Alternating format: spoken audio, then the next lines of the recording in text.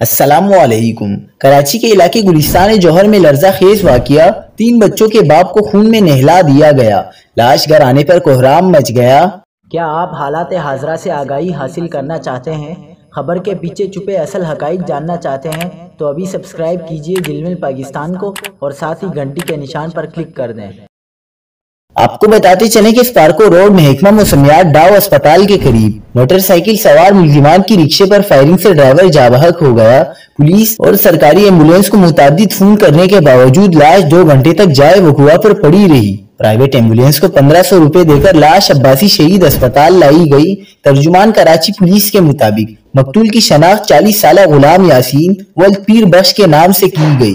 مقتول غلام یاسین گلستان جوہر بلاک 12 منور چورنگی کے قریب ایک خالی پلاٹ پر جھگی میں رہائش پذیر اور مقتول 3 بچوں 2 لڑکیوں اور 1 لڑکے کا باپ تھا، جبکہ آبائی تعلق کوچ شریف ضلع باولپور سے تھا۔ مقتول 10 سال سے زائد عرصے سے کراچی میں رکشہ چلانے کا کام کرتا تھا۔ وہ سواریوں کے ساتھ نئی سبزی منڈی جانے کے لیے نکلا تھا۔